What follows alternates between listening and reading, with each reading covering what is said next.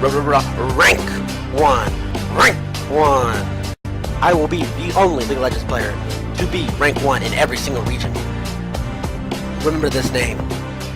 Ladies and gentlemen, my name is Mickey C and I am back, and I bring to you another League of Legends video, another one of those build guides, and today we got a very special one. We're going to be doing it on the guy who is currently rank 1 in North America. Yes, rank 1. The champion he plays the most is Diana, so it's going to be a Diana focus build guide. His name is Arcsecond and he does have a stream, link in the description. He does stream very often, so like 10 hours a day sort of thing. That's what he's been doing over the last few weeks, so definitely go check him out, especially if you play in the mid lane. He doesn't just play Diana, he plays a lot of champions, but Diana's just the champion he plays the most. So his main account is rank 1 as I said before, but he hasn't really been playing on it simply because he's rank 1 and he can't rank up any further. So he's got a Smurf account known as Arc Minute, which is currently ranked 211, so very close to Challenger. It's currently Masters, and he's played 110 games on this account with a 65% win rate on Diana, and on his main account he has played 168 games on Diana with a 67% win rate. On both accounts, Diana is his most played champion, so without further ado,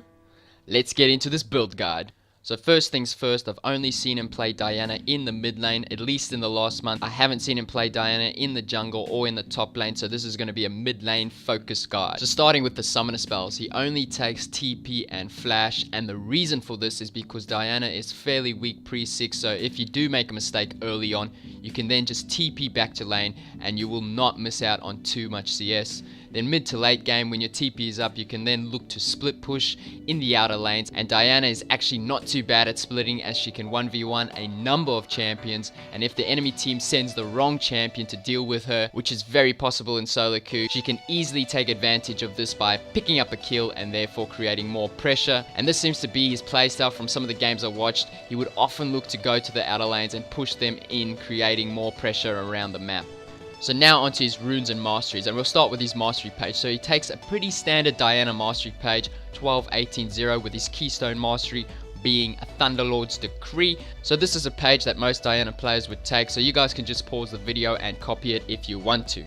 So now onto his runes. Now I saw him take 4 different rune pages, so I'll start with his standard rune page that he takes in most matchups, and that is 9 magic penetration reds, 9 scaling health yellows, 9 flat magic resist blues, and 3 ability power quints. So for the people that don't have too many rune pages, you probably should go with something like this if you just want the 1 rune page for Diana. The second page he used is just a slight variation to the previous one. Instead of going flat magic resist blues, he goes with scaling magic resist blues instead. 2 matchups I saw him use this rune page with was against Azir and Morgana, so I guess he's not too worried about their early game damage, but he's more worried about their late game damage. The third page that he uses is a very aggressive page where instead of using MR blues, he goes with scaling ability power. The only matchup I saw him use this in was against TF, but apart from that, I would say he only uses this against very squishy team comps with no CC.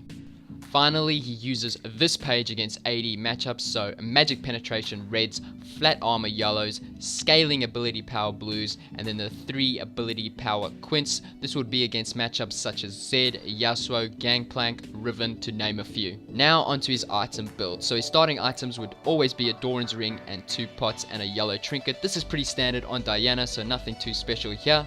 Now onto his core build, and his core build is a little bit different to what a lot of Diana players are going with right now.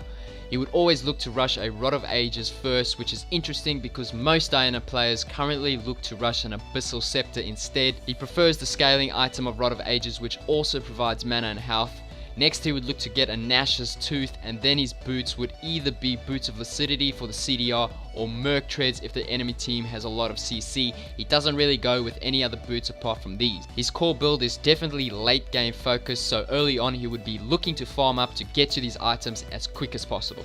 As for his final build, it would be something along these lines, so Rod of Ages, Nashor's Tooth, Boots of Lucidity, Deathcap, Zhonyas, and a Void Staff. He pretty much goes with this build like every single game. I haven't seen him go with any other items. The only other item I saw him go with was Lichbane, but he actually bought that just before the game ended, so he probably wasn't going to buy that anyway, so he pretty much only goes with these items. They may come in a different order, such as rushing the Zhonyas before the Deathcap or the Void Staff as a third item, but it's pretty much always going to be Rod of Ages into Nashor's Tooth, get your boots, and then these 3 items to follow.